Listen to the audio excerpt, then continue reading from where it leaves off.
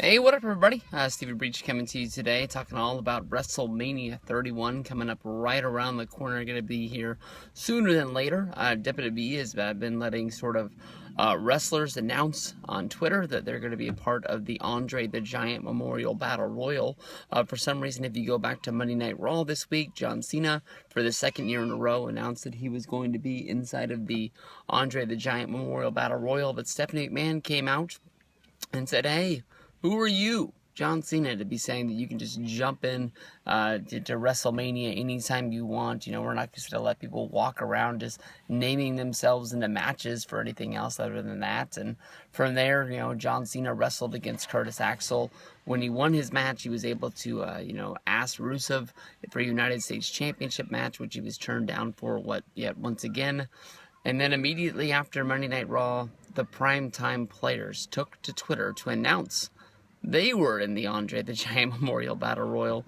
It doesn't make sense to me how basically, John Cena's not able to add himself to this match, but yet the primetime players are able to throw their name in, and Stephanie McMahon has no argument to go around about this. When you look at the names of the guys that are in the Andre Battle Royal, none of them are really jumping off of the page other than Miz and Ryback. Of course, Miz, a former WrestleMania 27 headliner, a guy who walked in with the WWE Championship and very surprisingly walked out of WrestleMania with the title thanks to The Rock and his interference in the main event against John Cena. Ryback is a guy who's having a big-time resurgence after having a horrible year last year.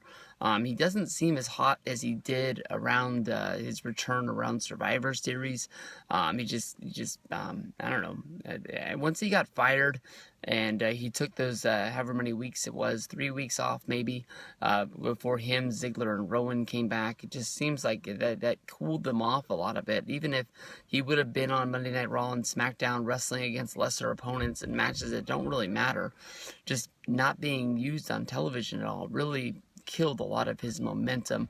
It would be something big for Ryback to go in there and pull out a win, but I think the overall, favorite to win this deal is Sheamus. Sheamus is the guy that got taken out around Survivor Series when he was going to join Team Cena. I believe he went through a table. I'm not 100% sure. But after the table spot, he posted a picture on Twitter, made it look like he was getting ready for some sort of a surgery, which never really got uncovered to see what it was. Word's been around that he's been cleared for a while. They've been running videos on Monday Night Raw hyping up Sheamus' return. It would make a lot of sense to bring him back and have him as the overall winner of the Andre the Giant Memorial Battle Royal. I've heard lots of talk. It's about Sheamus coming back, being some sort of a heel. We'll have to see how that plays out and what's going down. But is Sheamus just sort of going to be the happy-go-lucky, you want to fight, I'm going to beat you up guy? Adding his name to Cesaro's name on the Andre the Giant Memorial Battle Royal trophy, it would be a great name to put there. It's not the biggest exclamation point on your career, but you can see that, overall throughout the last year, Cesaro hasn't really been what we thought he was going to be. He did sort of climb the mountain to become a tag team champion, which is his first title in a little bit after being a United States champion. Sort of putting him in a prestigious spot. The titles don't mean a ton, but they mean something. Definitely going to guarantee him a WrestleMania spot, you can think. And you can see the way that they've been, showing this picture and, replaying that moment of him body slamming Big Show over the top. You never know. It could be some sort of thing where the Authority join up to sort of say thank you to Corporate Kane or Big Show.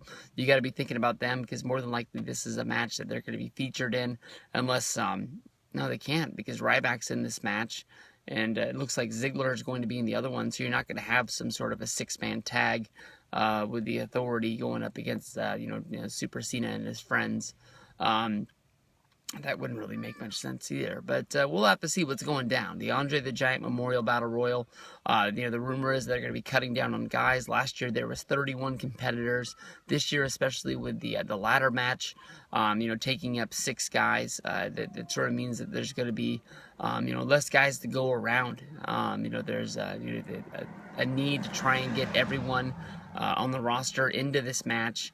And I guess when I was talking about the tag team thing last night, when I talked about Tyson Kidd versus the Usos, and they were thinking about putting tag teams into a